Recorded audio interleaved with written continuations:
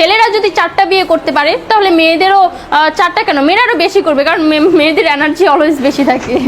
ছেলেরা যদি 4টা বিয়ে করতে পারে তাহলে মেয়েরা পারবে না কেন?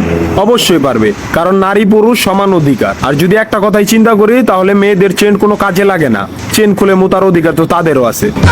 মালে আসেন, একটা চাবি দিয়া যদি 4টা তালা খোলা যায় ওটাকে বলা হয় মাস্টার কি, আর একটা তালা যদি 4টা চাবিতেই খুলে সেটাকে বলা হয় কি।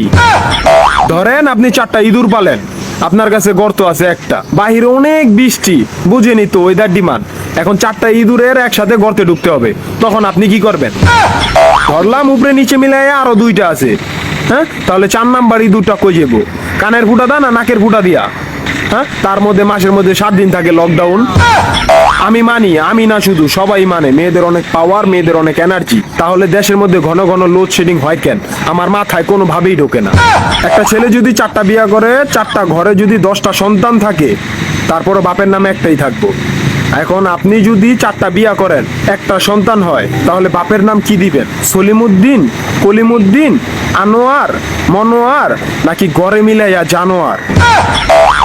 আপনি কি নারী না ঢাকা শহরের লোকাল গাড়ি? 30টা সিট ফুল, 20 জন দাঁড়ানো, তারপরও বলে পিছনে সিট খালি, ওঠেন তাড়াতাড়ি, পিছনে সিট খালি, ওঠেন তাড়াতাড়ি। শুধু এই সমস্ত মেয়েদের কারণে পুরা নারী জাতির সম্মানহানি হয়।